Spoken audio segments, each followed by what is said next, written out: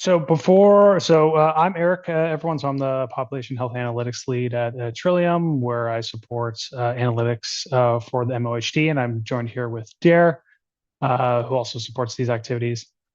So before we get into the real, crux of the presentation, which is going to be focused on how we approach equity measurement at MOHT in the context of performance, I want to provide a little bit more of a context or background on the population of MOHT and kind of how this led to our approach for equity measurement. At MOHT, we serve an extremely large and diverse population. It's the largest OHT in the province, serving about 1 million people, and is actually expected to grow by 45% by 2041. 1 in 10 of those 1 million people don't currently have access to regular primary care, and then more than 50% of our residents were born outside of Canada. Also, Mississauga has amongst some of the lowest rates of team-based care, which is going to sort of remain as a challenge with our rapidly growing population.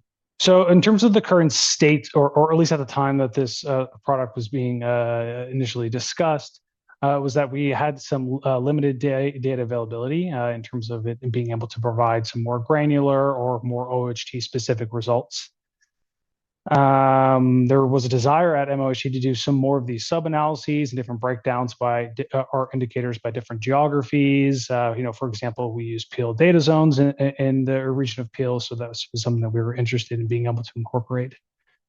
We also did not have any automated processes in place for extracting and transforming and loading different data that we could use for MOHT specific indicators.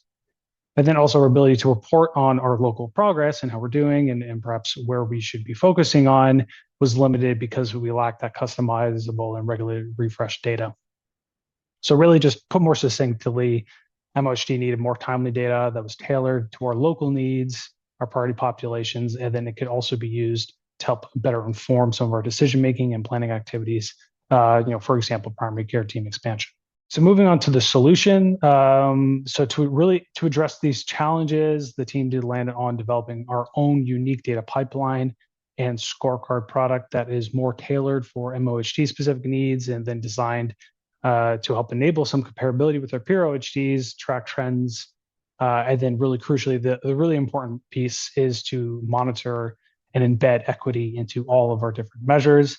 So this product enables us to maintain alignment with OH. So finding that balance between, also reporting on indicators that OH is collecting, but also collecting on some other ones that are more specific for our population. We are getting some enhanced insight so we can refresh that data a little bit more frequently. But then, as I said, sort of tailor those indicators for specific needs. Embedding equity and customization into each of those measures. So really making that a foundation of the measures that we calculate and report on. We're getting that clear line of sight between how progress is happening over time and relative to our peers. And then we're having integrated care support, and that the design is allowed to evolve as priorities change over time as well. And it's really important to note that this work aligns with MOHT's broader commitment to build an equitable and health and wellness system by understanding community needs, reducing barriers, and supporting inclusive organizations and addressing social determinants of health as well. So here I just want to provide a quick comparison between some of the measures that are being reported at OH, but also some of the differences between our measures at MOHT. So this table does map those different indicators, and in many cases, you are just seeing the categories being the same.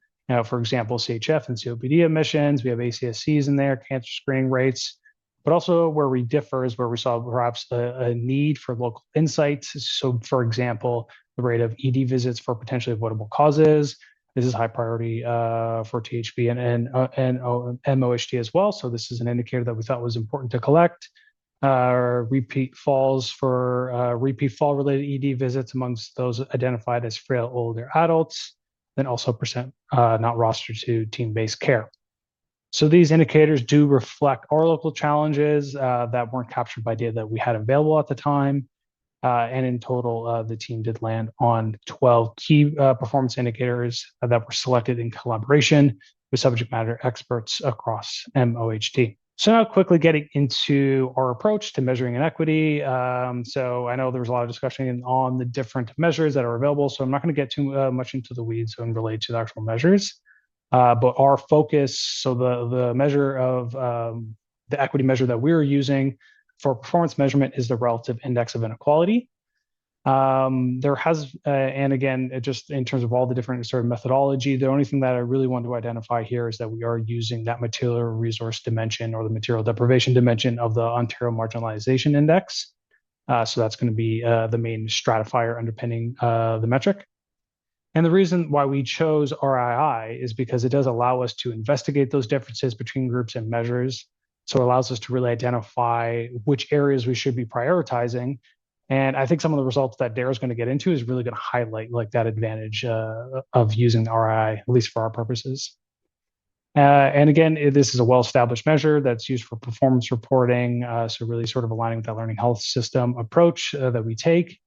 And it's already used by THP leadership and in corporate reporting as well. So this allows us to have that common language and shared understanding when we are addressing inequity.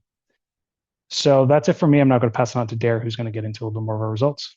Yeah, thank you, Eric. So, as Eric set kind of the stage and the context for the motivation behind this project, one of the first steps was to develop the infrastructure, what we're calling this data pipeline, to actually get the data to build this scorecard.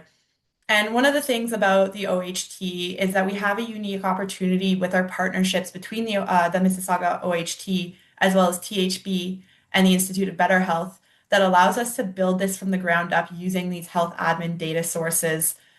And so we first identified the data sources based off of the metrics that we wanted to incorporate, which Eric showed earlier, which were developed through a combination of our like evidence-based KPIs, subject matter expertise, and an understanding of our local and priority populations. And we were able to work with the Institute of Better Health biostatisticians, shout out to Jimmy, who I'm not sure if he's here, but to pull that data and incorporate it into this Power BI scorecard that we developed, which then we can distribute to THP and MOHT leadership. And one of the benefits of developing the infrastructure, this infrastructure, is that it allows some flexibility in when we get this data and what data we receive, as well as incorporating this equity metric into the scorecard, not as a standalone metric, but alongside every metric that we measure. And so this is just a quick view of one of the metrics on our scorecard and kind of what's involved. So we have along the top, we have all of our metrics grouped into different categories that align with OHT priorities.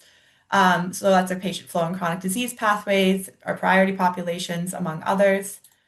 We also include some information about how the metric was calculated, so essentially our numerator and denominator, and then some information about the monthly trends and a trend line, as well as the preferred directionality of the trend, whether we want to see it increase or decrease. We have some historical comparators, our year to date and previous year to date. And then we have some additional comparators. We can see down here is our RII, which is typically a rolling 12-month average.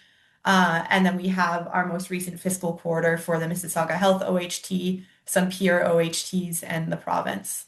And so to dive into some of these results, for our most recent data pull, we tend to see, oh, sorry, I don't think some of those colors translated. Decreasing should be in green. But for many of our metrics, we do see that they are decreasing, which is preferred for many of them, with the exception of ACSC hospitalizations for the 10,000 population, which is increasing. We also have some metrics where we don't see much change, particularly in ALC and cancer screening. And we've also included our RII values here. And again, I really want to highlight that ACSC hospitalization. As we saw, honestly, earlier in the webinar, we do see that trend between the number of hospitalizations and RII. We do have a fairly high RII for our ACSC hospitalizations at 4.5. I think this is a particularly interesting result for the MOHT since we tend to rank fairly well in, compared to other OHTs in terms of our ACSC hospitalizations. but we still see this strong equity gradient among this particular patient cohort. And so this really does present an opportunity to us for developing tailored interventions to support this population. I'd also kind of highlight maybe our ED visits for potentially avoidable causes and our percent of ALC days here as well, which have a bit of an equity gradient too. So again, just to kind of quickly summarize, we saw this need for data that is tailored to our population, that is accessible to us at a relatively frequent cadence to better support the decision making at the Mississauga Health Ontario Health Team and track our trends over time. And in line with kind of the ethos of the OHT, we sought to integrate an equity metric, RII in this case, as an inherent aspect of each metric, not as a standalone indicator to better support and understand our population. And I think it really kind of drives home that idea that some of those results, like our ACSC results, that you really can't have that performance improvement or these performance analytics without taking into consideration equity to really get the full picture of your results. And we do see that many of our metrics exhibit some level of an equity gradient, but there are stronger gradients in ACSC, ALC, and our avoidable ED visits. And for us, our next steps are really looking at what existing or potential future OHT initiatives can we develop that can maybe help move the needle on some of these metrics, as well as developing a target setting methodology to really find a quantitative way to track these changes in our indicators. And just to wrap up, I'd also just like to quickly thank THP and the OHT and the Institute of Better Health for their support with this project. It really would not have been possible without them. So thank you.